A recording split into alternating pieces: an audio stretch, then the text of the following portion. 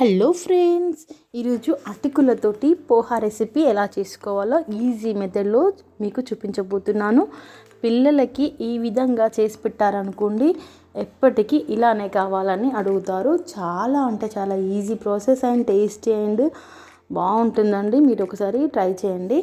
ముందుగా స్టవ్ పైన ప్యాన్ పెట్టుకొని ఆయిల్ వేసుకోవాలి. ఆయిల్లో జీరా, కరివేపాకు, పుట్నాల పప్పు, పల్లీలు, పచ్చిమిర్చి, ఆనియన్స్ అన్నీ వేసుకొని ఫ్రై చేసుకున్న తర్వాత ఒక 1/2 టీ స్పూన్ వరకు పసుపు వేసుకొని మన అటుకులని వాటర్లో వేసేసి 1 సెకండ్లో వాటర్ అంతా పిండేసి ఈ పోపులో వేసుకోవాలండి.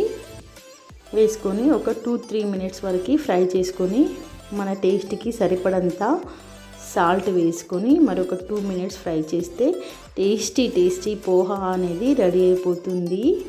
మీరు పిల్లలకి ఈ విధంగా చేసి పెట్టారనుకోండి, ఎప్పటికీ ఇలానే కావాలని అంటారు. ఒకసారి ఈ విధంగా ట్రై చేయండి. టేస్ట్కి అయితే ఫిదా అవ్వాల్సిందే. దోశలు, ఇడ్లీలు, చపాతీలు అన్నీ పక్కన పడేసి ఇదే తింటా అంటారు. ఒకసారి ట్రై చేయండి. నచ్చితే లైక్ చేయండి. Thank you for watching.